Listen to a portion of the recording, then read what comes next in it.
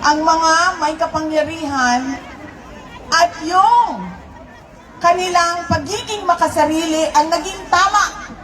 At lahat tayo naging mali. Kulong kayong lahat.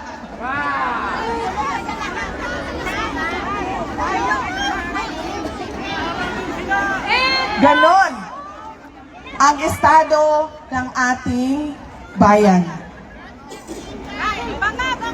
God bless you too. God save the Philippines.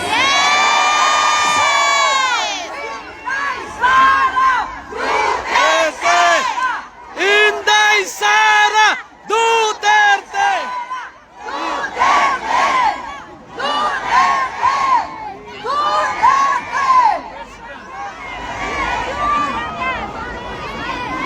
Isa pa na laging nangyayari sa atin,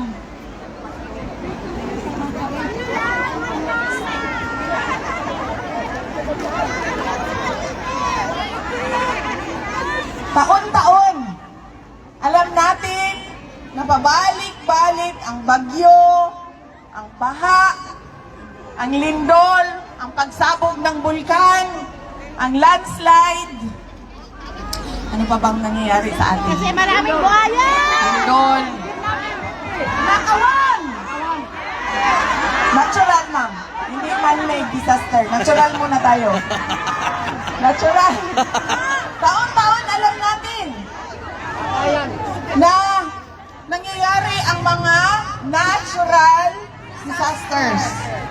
Pero bakit taon-taon laging nagugulat ang Pilipino sa pagbaha, sa pagbagyo, sa lindol? At hindi lang yan. Pagkagulat natin, sira-sira lahat, hindi na makabangon ulit. Because lack of education. Kung maalala ninyo, nagkaroon ng malaking lindol sa Cebu noong mga ilang buwan na ang nakaraan. Pagbisita namin ng Cebu nitong bago lang, ganun na ganun pa rin. Para silang kahapon lang na lindol. Hindi tayo nakakabangon kaagad. At meron sa atin, hindi na nakakabangon talaga. Ubus ang savings dahil sa kalamidad. Taon-taon, ubus ang gamit. Isa yan sa mga pangyayari sa ating bayan. Natural, man-made ma'am, man-made disaster. Ano ang man-made disaster? Patayan po. Napakataas ng petty crimes sa ating bansa. Bakit? Paikot-ikot lang din naman yan. Madali lang siya maintindihan. Kapag walang oportunidad ang tao, wala silang trabaho. Kapag wala silang trabaho, nagnanakaw sila. Kasi yun yung pinakamadali para sa kanila. Idagdag mo ang illegal na droga, nagkakaroon na ng mga crimes against person. Rape, patayan, kidnapping. Ganon ang nangyayari sa ating bayan. Hindi lang tayo bugbog sa natural disasters, bugbog din tayo sa man-made calamities o kagagawan lang din ng tao. Hindi naman kasalanan ng taong bayan, kundi kasalanan ng iilan na mga nakaupo sa pwesto.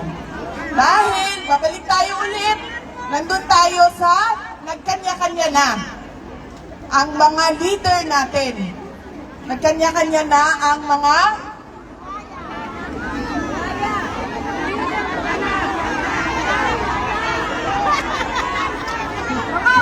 Philippine crocodiles. Alam nyo, marami sa kanila, at alam niyo yan, marami sa kanila ang mga may bahay sa iba't ibang bansa. may bahay.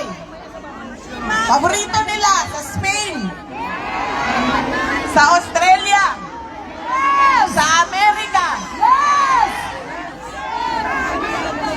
Paris,